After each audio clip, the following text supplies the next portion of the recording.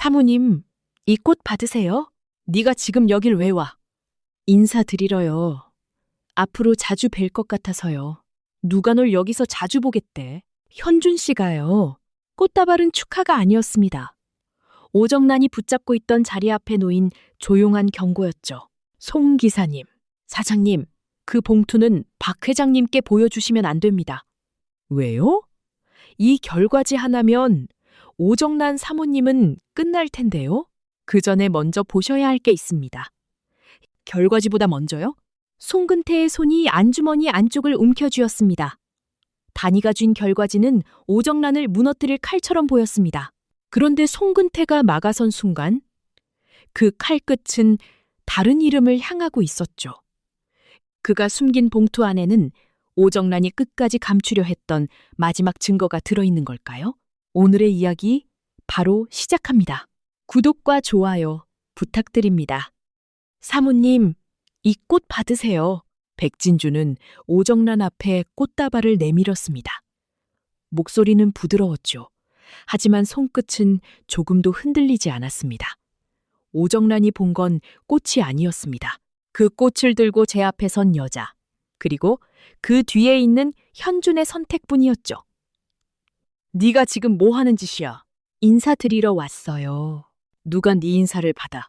앞으로 자주 뵐 것 같아서요. 오정란의 눈매가 차갑게 굳었습니다. 진주는 기다렸다는 듯 조용히 덧붙였습니다. 현준 씨가요. 그 한마디가 오정란을 찔렀습니다. 박태호에게 아델이 약점이라면 오정란에게는 현준이 약점이었습니다. 진주는 그 약점을 정확히 알고 들어온 겁니다. 꽃다발은 예의가 아니었습니다. 아델과 문 앞에 놓는 첫 경고였죠. 클로이, 네가 뭘 착각하는 모양인데. 우리 현준이는 네가 갖고 놀 사람이 아니야. 갖고 노는 건 제가 아니라 사모님이 하셨던 거 아닌가요? 진주의 목소리는 낮았습니다. 현준 씨 인생도, 민준 씨 사고도, 송 기사님 입도, 오정란의 숨이 짧게 멎었습니다. 민준 사고라는 말이 나온 순간이었죠. 그건 분노가 아니라 들키지 말아야 할 이름을 들은 사람의 반응에 가까웠습니다.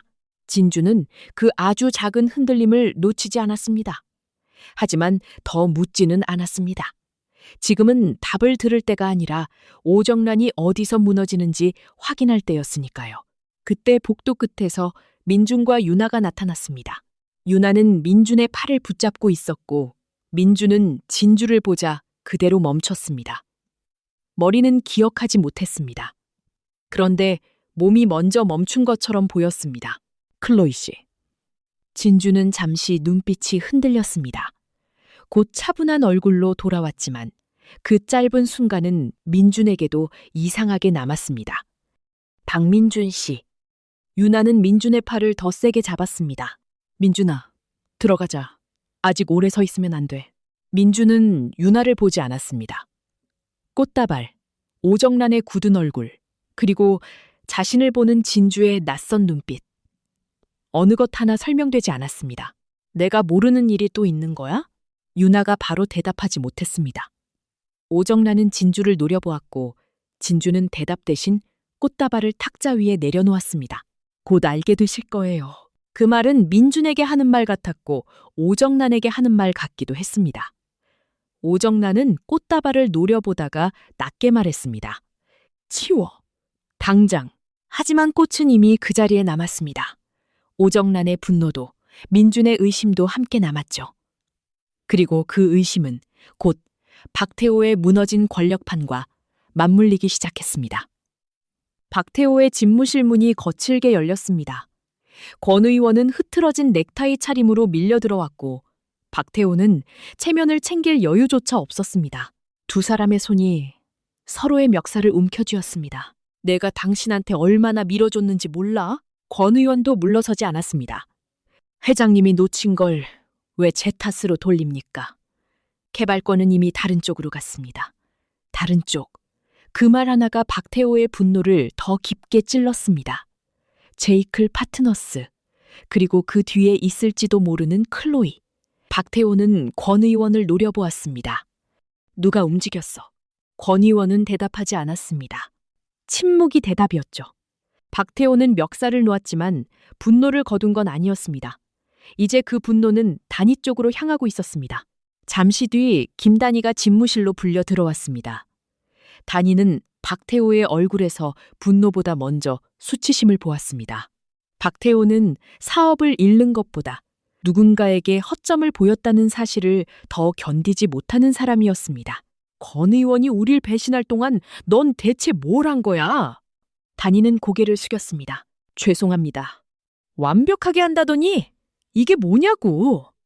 박태호는 책상 위 서류를 거칠게 밀쳐냈습니다. 단희는 반박하지 않았습니다. 지금 변명하면 더 밀릴 뿐이었습니다.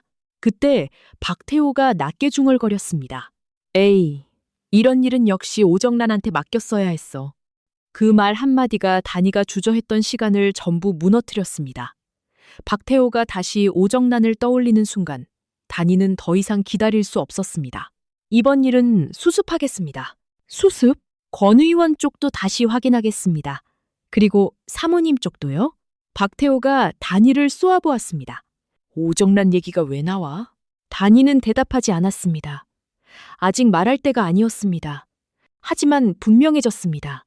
박태호가 다시 오정란의 이름을 꺼낸 이상 단희는 더 기다릴 수 없었습니다. 같은 시각 민주는 유나와 마주 앉아 있었습니다. 그는 이미 경찰에게서 클로이와 함께 사고를 당했다는 말을 들었습니다. 그런데도 머릿속은 더 복잡해졌습니다. 믿으면 안 될 사람이라는데 이상하게 신경이 쓰였습니다. 민준아, 또 그 사람 생각해? 유나는 웃으려 했지만 목소리가 먼저 흔들렸습니다. 이상해서 그래. 클로이 씨를 믿으면 안 될 것 같은데 자꾸 걸려. 신경 쓰지 마.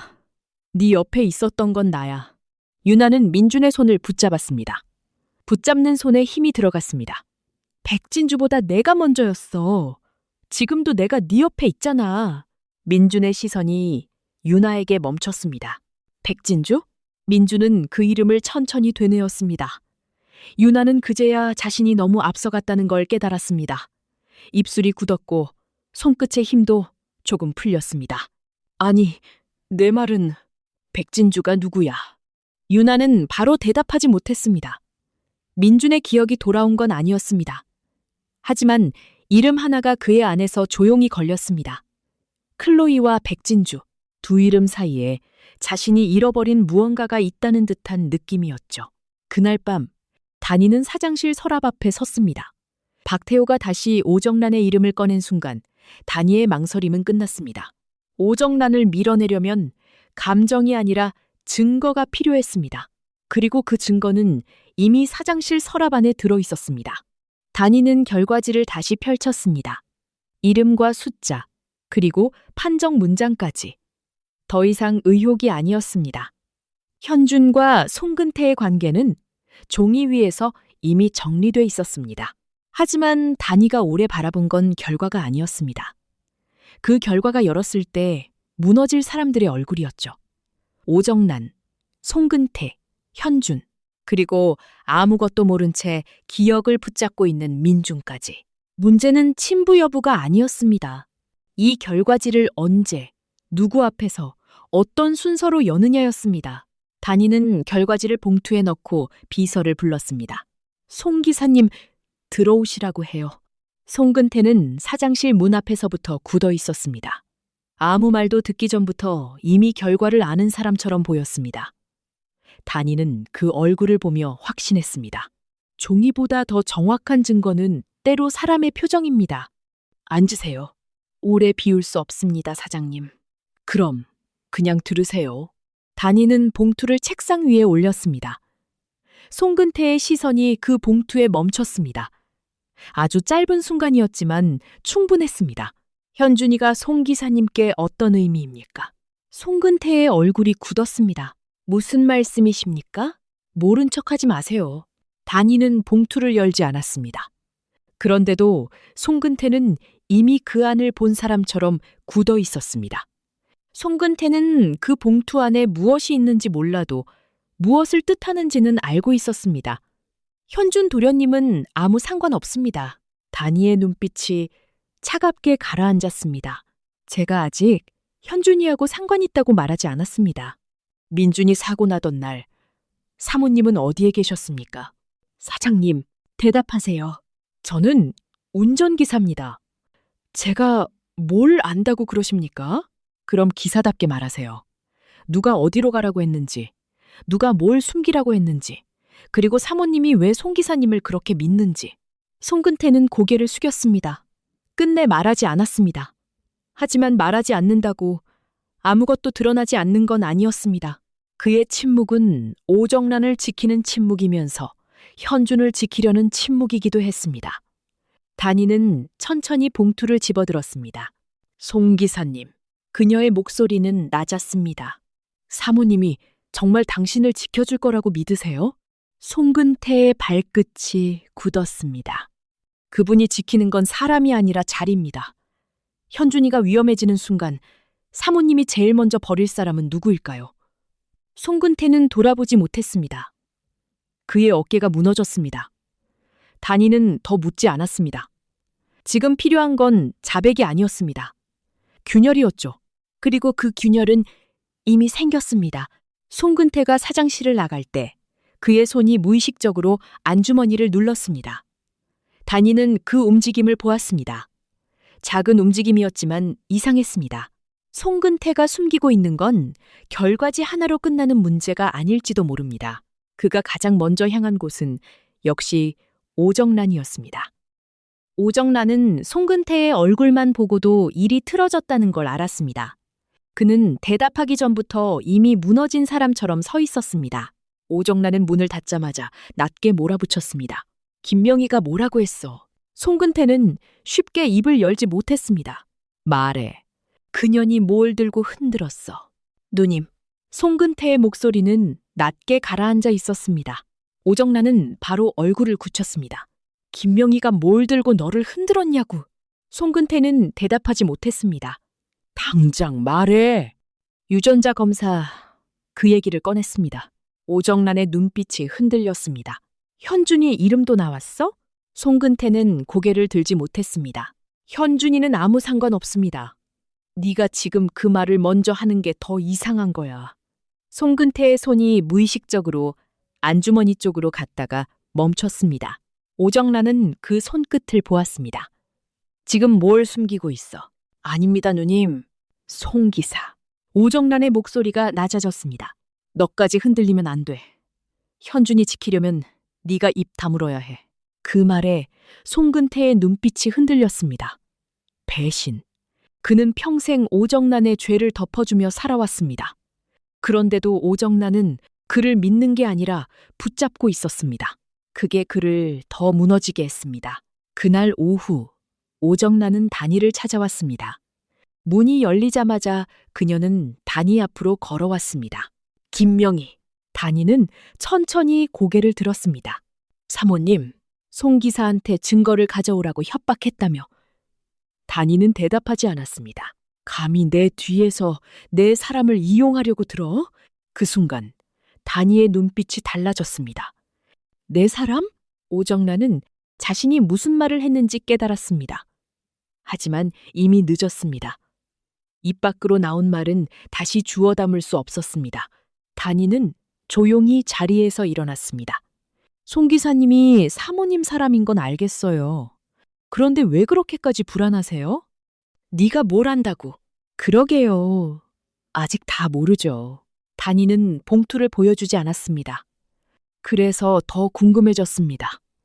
사모님이 왜 송 기사님을 그렇게 감싸는지, 송 기사님은 왜 현준이 이름 앞에서 무너지는지, 그리고 그 관계가 민준이 사고와 어디까지 이어져 있는지. 오정란은 단이를 노려보았습니다. 너 지금 선 넘고 있어. 아니요. 이제야 선이 보이기 시작한 겁니다. 오정란은 이를 악물었습니다. 사람들 앞에서는 끝까지 사모님처럼 서 있었지만 안쪽은 이미 갈라지고 있었습니다. 그 봉투 박태호한테 가져가 봐. 그 사람이 널 믿을 것 같아? 단이는 바로 대답하지 않았습니다. 회장님이 누구를 믿을지는 모르겠어요. 그런데 사모님을 버릴 이유는 이제 충분해진 것 같습니다.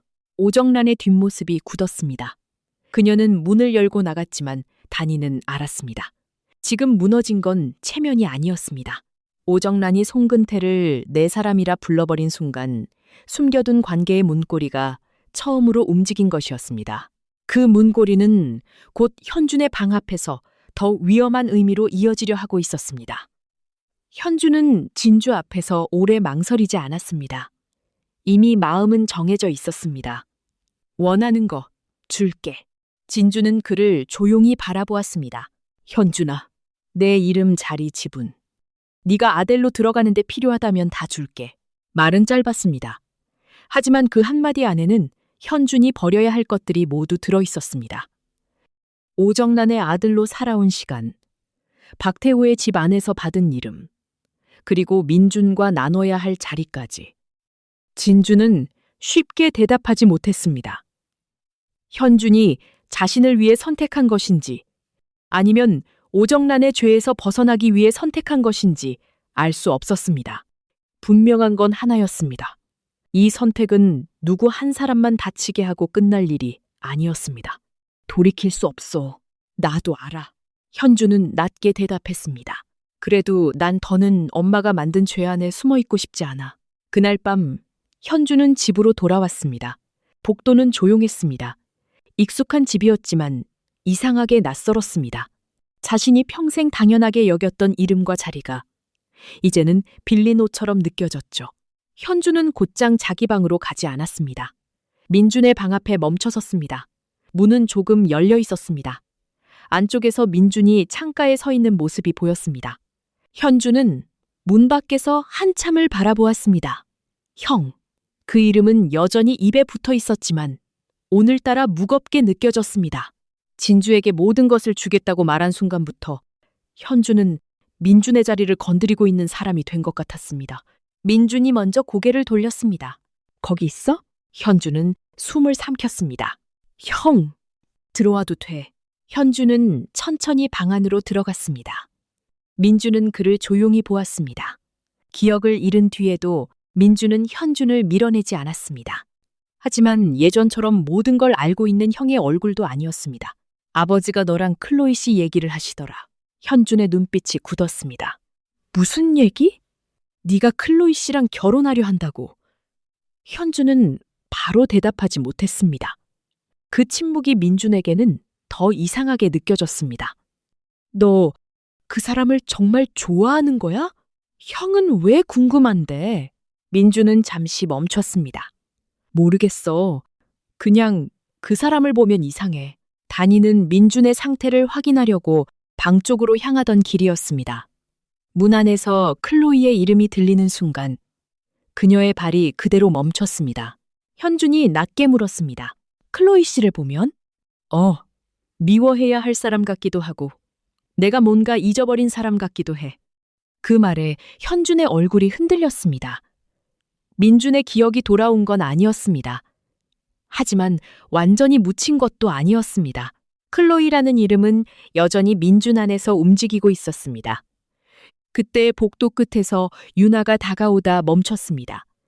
민준의 목소리가 현준의 방이 아니라 민준의 방 안에서 현준과 마주한 채 들린다는 사실만으로도 얼굴이 굳었습니다. 민준아? 민준은 돌아보았습니다. 유나의 표정에는 불안이 그대로 드러나 있었습니다. 여기서 뭐해? 민준은 대답하지 않았습니다. 대신 다시 현준을 보았습니다. 내가 뭘 잊었는지 알아야겠어. 유나의 얼굴이 하얗게 질렸습니다. 현준도 아무 말도 하지 못했습니다.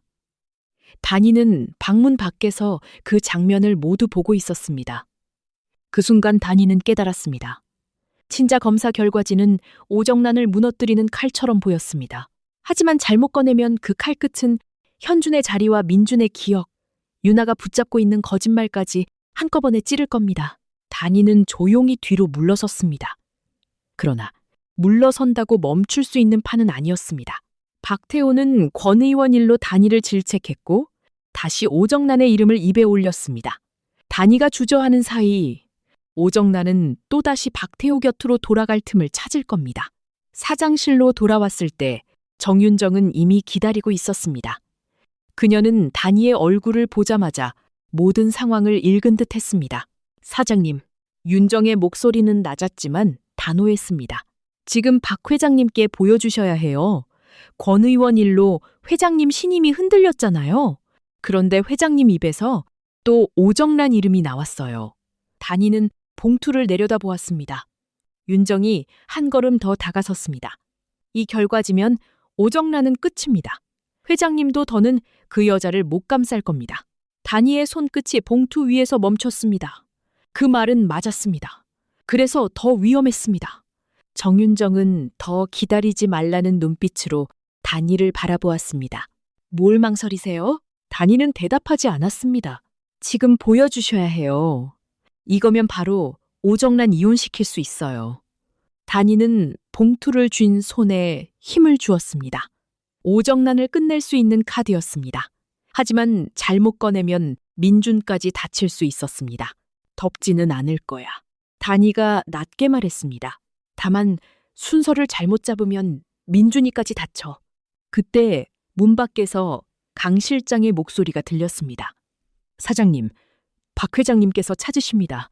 정윤정의 시선이 단위에게 꽂혔습니다. 마치 그 순간을 기다렸다는 듯한 호출이었습니다.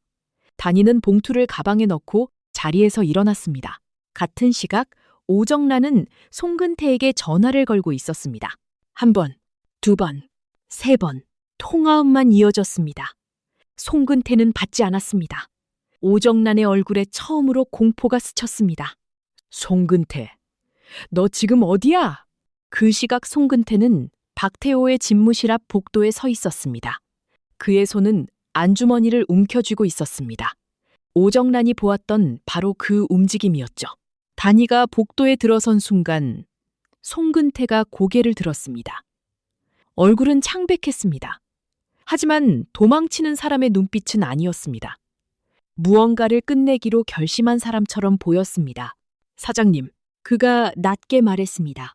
그 봉투, 회장님께 먼저 보여주시면 안 됩니다. 단위는 걸음을 멈췄습니다. 왜요? 송근태는 안주머니에서 낡은 봉투 하나를 꺼냈습니다. 오래 접혀있던 모서리가 달아 있었습니다. 새로 만든 증거가 아니었습니다. 단위가 쥔 결과지가 오늘의 증거라면 송근태가 내민 봉투는 오래전부터 묻어둔 죄의 흔적처럼 보였습니다. 먼저 보셔야 할 게 있습니다.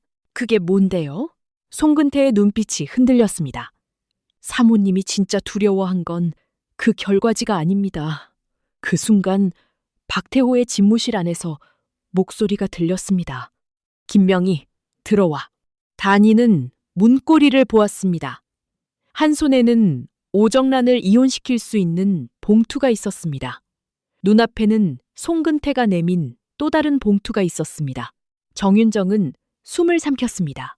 박태호의 문은 열리기 직전이었습니다. 단위의 손끝이 문고리 위에 멈췄습니다. 박태호의 문이 열리기 직전 송근태가 내민 낡은 봉투. 그 안에는 오정란을 사모 자리에서 끌어내릴 마지막 증거가 들어있는 걸까요? 오늘 이야기는 여기까지입니다. 다음 이야기가 궁금하시다면 구독과 좋아요 부탁드립니다. 감사합니다.